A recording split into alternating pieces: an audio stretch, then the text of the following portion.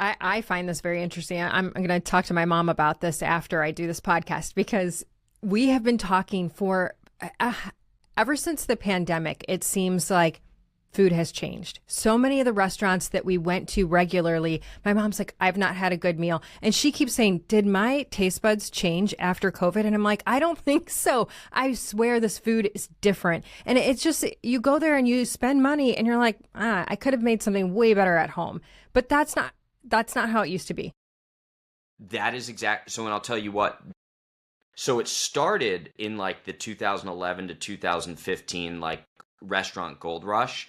It was amplified, exacerbated, and blown up during the pandemic, right? So the infrastructure was there with a lot of these co-packers, and I know this because we actually have franchise, right? So I had restaurants across 13 different states, and they could not produce some of my products on site. So I was out there shopping co-packers that would do it organically without the preservatives.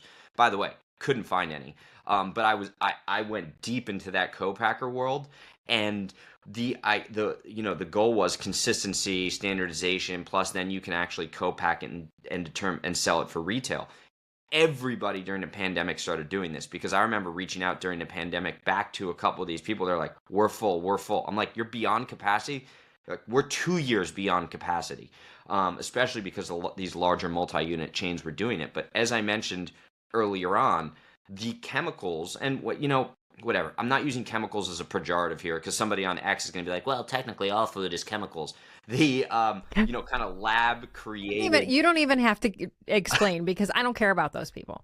I mean, now I'll get yelled at. Like, there's people she doesn't care about. I don't care if you're going to rip on what I have to say.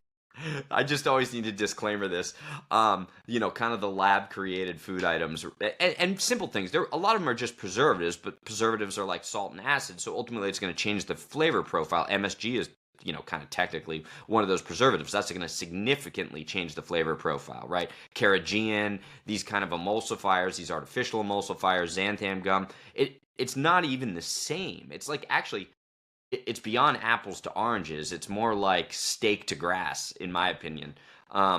So that's what's So it happening. changes the flavor.